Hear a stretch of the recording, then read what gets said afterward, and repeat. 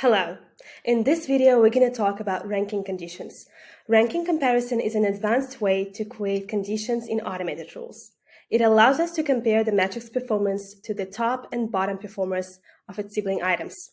For example, we can use ranking conditions to compare an ad's ROAS to the top 20% of all the ads in the same ad set.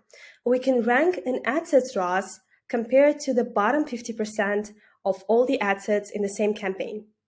So let's try creating an increased budget rule from scratch using our ranking conditions. So first, let's give our rule an appropriate name. So that will be increase budget by ranking and apply it to all active ad sets. Then we choose increase budget as a task. And increase it by 15% once a day and then save it. For the initial metric in our first condition, we want to make it ROAS based, so we start with website purchase ROAS and choose last 3 days, including today, as a time period. Then we hover over the gear icon here and select ranking. So now our condition has changed to be a ranking comparison condition. For the rest of this condition, we select is within 25% top. So by clicking here, you can either choose the quantity value, that will be the number of top or bottom performing groups of items, or you can rank your ad sets by percentage value, the one that we will use. So like 25% of top performing ad sets. Please also keep in mind that when the default setting, including 0 values, is unchecked, 0 and empty values will not be included into the ranking sample. So this condition says that the ad set's budget will be increased by 15% once a day if its website purchase ROAS is within the top 25% of all ad sets ROAS in its campaign in the last 3 days. Please note that the ranking is performed within the parent item. So if you apply the rule at the ad set level, the items will be ranked within the parent campaign. So the rule will look into the ad sets that match the rule filter and will rank them according to the selected top or bottom percentage within the campaign. If your rule is checking ad sets belonging to different campaigns, they will be ranked each within their own campaign.